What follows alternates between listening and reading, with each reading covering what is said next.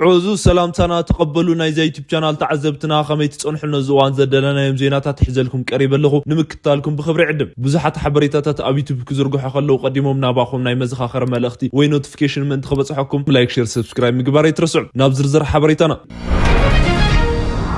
حايل تطفانونا وارح زسلطانهم كوماندو خبلو زغلصم حالتات كم زمر غفليتهم اتمارحنت دمانتهم صرم محدار ابي احمد استحاورم فانو تلاخت زبلون وغنات ملسي بولو منغست بلصغنا دما او عفار نصنفنياتات حاجز خغبر كلو حيزا يخبل غليصو تمال سلطانا ناي محدار نمقعن ابوزحات وشطاو خويناتات ناتوافرو زيدل مسواتنا خفلو زقطلو وتادراوي اب كللم حران زركبو خلت خفالات سراويت اسلطينا امرقنا خبلو خم زغلصو يذكر بتمارح محدار ابي احمد شفات استبهال دحريو ابارلاما اب زخونو تايلون غنا ابعتتاتن زنقاسقس تبايلم استغلصو اب زقراوا معلتات دمانت ناي قدامي منستر اب كتماتات غوندرن بحردان زغبرو عدت صعيو بسراويت بروباغاندا مابيلم ابي يكون خلل امحرا بصحيو اب زبل حساب ان العل صنحت واغا تفانو لو متماسال ناي ململان مرقن تግባር كم زغبرو فليطملو ننوي حوارح سلطنا زوسدو زبلوم حالتاس اسلطينوم امرقوم يلم نزوم حالتات دما ناي كوماندو سلطنا زوسدو مخانوم يغلص كمزيم زبول سلطناتاتن مرقاتاتن زكايدو زلو اتم محدار اب بعتتات نابل حالتات فانو دما بلصغنا اب دواي مخانو خذكر له قدام منستر ابي احمد كل نايترا قالات دحر مقرابون سراويت حرنت اورومن حيلتات فانون تلااختيوم كبلو قدم معلتات مزراوم يذكر نسومنا امريكان شعبيان نغبص نونغنت ناي قدم سرعت اي ودغن كمي كم زغلغلو كم استلاخون غليص امبر انا صيروم زيفلط قدام منستر مستوم ناي قدم مشارختهم سبات اسياس ابزاتو متحلاف قالات صعيبو اب سفر بلصغنا زغلط زلو زوم تواغا حيلتات تلااختيوم زبل ناي بروباغاندا خفال مخانو غنا زفلطيو عصب بحيل خنملسينا زبل متنققتا بمقراط كابتم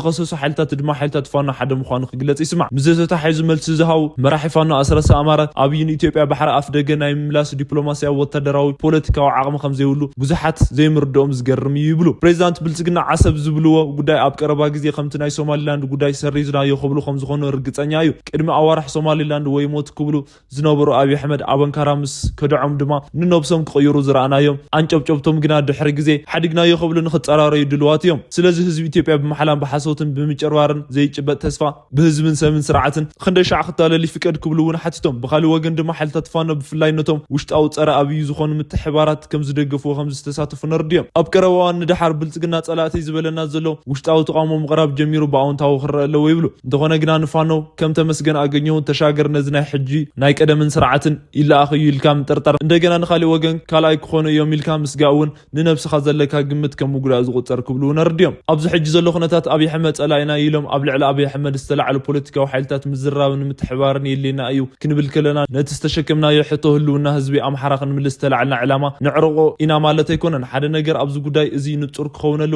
ክሳብ ሕጂ ዘሎ ኩነታት ንኣብነት ናይ ኢትዮጵያ ፌደራላዊ ኣሰራራ ሓላላውነት ኢትዮጵያ ካልኦትን ነገራትን ዓበይቲ አጀንዳታት ክህልው ይኽእሉ እዮም ኣብዛ አጀንዳታት እዚ ከምዚ ንገብር ከምዚ እዩ ዝኸውን ከምዚ ይግበር ዝበሃል ብሕው ዝግበር ነገር የለን ንህዝቢ ግልጽ ዝግበሩ ንህዝቢ ቦጋዕ ዝግበሩ ነገራት ክህልው እዮም ኣብ ቀረባ ግዜ ወይ ንቅድሚት ማለት እዩ ግዝኡ ምስ ኣኸለ ሎም ዘሎ مرحنا تجارلاي فانو كم تتمالي نبعدين إن مزنا المعكان خرق له إلى أمن لوم بمعكاني أجنيو تشاجر بمعكاني تمسكن تورنا بمعكان دمك أما كنا نوي بخالط معكان تات زمزن مرحنا تفانيلن إذا خمزي لخلهم أب كل تيتوقعت حالات السفالة لي مقلت تات زوها واللوج خلي لهم حرابتهم زفت صمت قعدت حجون كم زغط عليه كرم غروب معلتات نايدرون متقعت أب تفت صملو دو جوندر جاينت زاغوي تباهيلو أبز صوع خواوي صعق تقسيم اللوات كم جمرة فليت له أبزوبات سمين دون ولن أب سفالة بلوتات فلاي دما لعل حالتات منغستو غدات زبصح متقعت تخايدم بخبيد اطوار دبداون وانت فصيمو ابزيوم دما كابيتات غونان كل مسكن سمين غوندرن زبلو بقدامነት زلعل كون كلهم ابدلانات صحين موጫን ተባሂሉ ابز صوع كاب استفصمو دما اتخلايو اب تخلل زوبا دولو امحران ساينتن بلمد 04 ተባሂሉ بز صوع خاوي كم زنبره وግ خلتيم تواغات حالتات اندحر حالتات منغستي بحنا مفداي ابز مسل كونتات انت واحد سلسته سبات كم استقتل تغليصو كوغن مكلخال سراويت استزرغ حبريتا دما حالتات فانا اب عفر زمص حجز كم استقاطور يغلص مبغسيو اب كل العفر ጭፍራ ዝገበረ አይሱዚ 300 ሺህ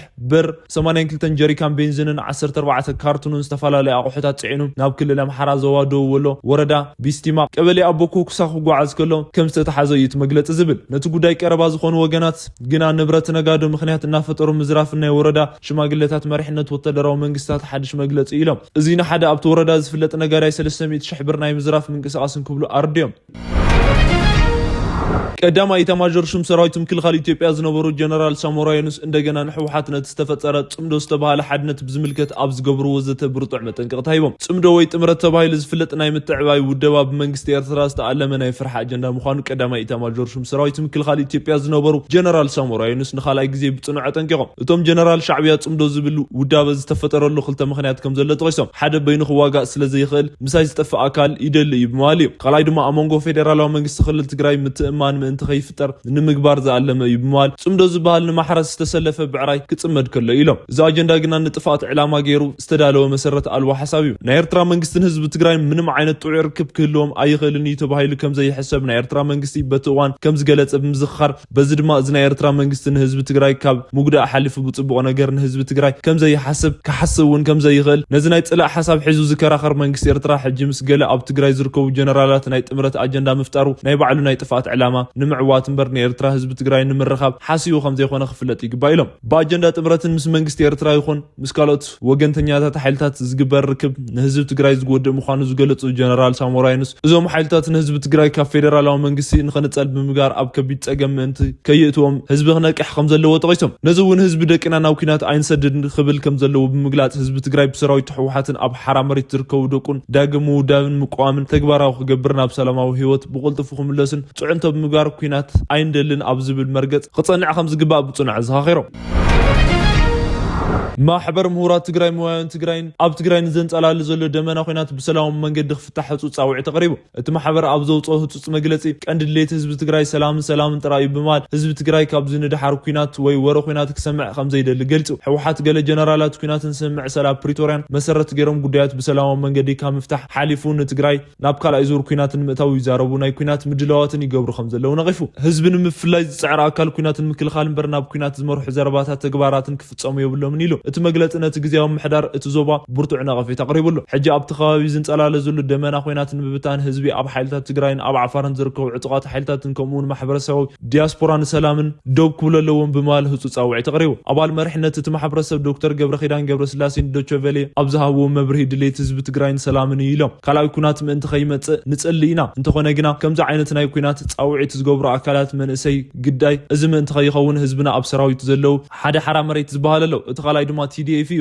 ኣብ ትግራይ ዘሎ ኣብ መንጎኦም ምንም ዓይነት ናብ ግጭት ዝእቱ ነገር ስለዘየለ ናብኡ ምእንቲ ከይኸዱ መንእሰያት ግዳይ ኩናት ከይኸውን ጻውዒት ኣቕሪብና ኣለና። ህዝቢ ንኩናት ኣይፋል ክብል ኣለዎ ዘሎ ፍልሊ ፖለቲካዊ ፍልሊ እዩ። ፖለቲካዊ ዘተ ክፈትሑ ወይና ንሓትት ካብዚ ሓሊፉ ግና ሕብረተሰብ ባዕሉ እቲ ሕብረተሰብ ፖለቲከኛታት ዝፈጥረዎ ግጭት ናብ ኩናት ምእንቲ ከይኣቱ ናይ ባዕሉ ጽዕንቶ ክገብር ኣለዎ። ንኩናት ኣይፋል ክብል ኣለዎ። ህጹጽ ጻውዒትና እዚ እዩ ብምባል ተሰሚዖም። እዚ ከምዚ ኢሉ ከሎ እቲ ኣብ 2022 ዝተፈጸመ ስምዕ ሰላም ፕሪቶርያ ሓደጋ ከም ዘጋጠሞ ይዘረበሎ። ኣብ ሶማል ኣምባሳደር ኢትዮጵያ ዝኾኑ ኣምባሳደር ሶማልላንድ ደደይፎ እትስምዕ ሙሉእ ብሙሉእ ፈሪሱ ብምባል ከሲሶም። ሊቀመንበር ሕወሓት ዶክተር ደብረጽዮን ገብረ ሚካኤል ድማ ብወገኖም ፌደራላዊ መንግስቲ ብድሮን መጥቃዕቲ ፈጺሙልና ብምባል ንውድብ ሕብራት ሃገራት ሕብረተሰብ ኣፍሪካን ብደብዳቤ ኣቢታት ኣቕሪቦም። ኣብቲ ሶማልያ ኣምባሳደር ኢትዮጵያ ሶማልላንድን ደደይፎ ኣብ ማሕበራዊ መራኸቢ ኤክሶም ኣብ ዘስፈርዎ መልእኽቲ ስምዕ ፕሪቶርያ ከይተጀመረ ዝፍረሰን ኣብ ወረቐት ጥራይ ዝተረፈን እዩ ብምባል ገሊጾም። ኣምባሳደር ንሓይልታት ሕወሓት ኣብ ጸሓፍዎ ናይ ቀደም ርዝራዝ ሕወሓት ኢሎም ጸውዐሞ ነዞም ስዕቡ ነጥብታት ኣቕሪቦም። ስምዕ ምፍታሕ ዕጥቂ እንተ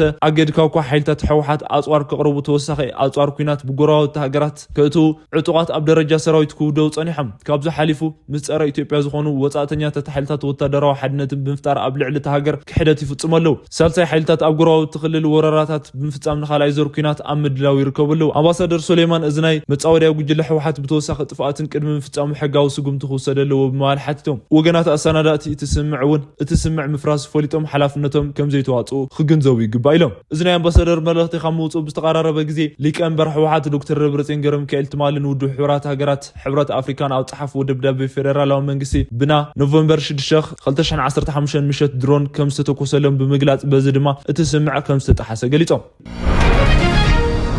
ኢሳያስ ኣፈወርቂ ነቶም ዝኣሰሮም ሚኒስተራት ንኽፈትሖም ናይ ግዜ ገደብ ተዋሂቦም ነቲ ዝተፈጸመ ጥሕሰትን ክሕሳን ክኽፈሉ እውን ሕቶ ቀሪበሎም። ሰብ ሻዕብያ መሬትን ኣሳርን ግፍዕን ስደትን ኣብ ዝገብራ ኤርትራ መሰላት ምዝራብን ምዕባይን ተገፊፉ ይቕጽል ኣሎ። ቅድሚ 5 ዓመት ኢሳያስ ዝፈጸሞም ናይ ሚኒስተራት ኣሰርተ ኣዘራራቢ ምንባሩ ይዝከር። ኮሚሽን ሰብኣዊ ህዝብን መሰላትን ኣፍሪካን መንግስቲ ኤርትራን ቅድሚ 5 ዓመታት ዝኣሰሮም ናይ ቀደም ሚኒስተር ገንዘብ ብርሃነ ኣብርሃ ብህፁፅ ኣብ ዘይሕጋዊ ማእሰርቲ ንኽፍትሑ ኣዚዙ ኣሎ። እቲ ኮሚሽን እቲ ዝተኸሰሰ መንግስቲ ኤርትራ ኣብ ልዕሊ ብርሃነ ሕጋዊ ጉዳይ እንተልዩ ከለው እቲ ጉዳይ ብስርዓት ቤት ፍርዲ ተሃገር ንኽረአ ክግበር ኣብ ልዕሊ ትእሱር ዝተፈጸመ ጥሕሰት ሰብኣዊ መሰላትን ድማ ግቡእ ካሕሳን ክኸፍል ትእዛዝ ሂቡ መንግስቲ ኤርትራን ትግበራ ትእዛዝን እቲ ኮሚሽን ዝወሰዶም ስጉምታት ኣብ ውሽጢ 180 መዓልታት ጸብጻብ ክቐርብ እቲ ኮሚሽን ኣዚዙ ብርሃነ ዝተኣሰረ ነቲ መንግስታዊ ዝነቐፈ መጽሓፍ ድሕሪ ምሕታሙ ከም ዝነበረ በቲ እዋን ተገሊጹ ኣብ ባንጁላ ዝመደበሩ ኮሚሽን ኤርትራ እተሳተፈሉ ትካል ምዃኑ ይፍለጥ ክቡራት ተኸትላን ሎሚ ዘደናልኩም ሓጠርቲ ሓበሬታታት እዞም ሰማዕኹም እዮም ድሕሪ ሰዓታት ብኻልኦት ሓበሬታታት ክሳብ ንራኸም ኣብ ዘለኹም ሰላም ይኹን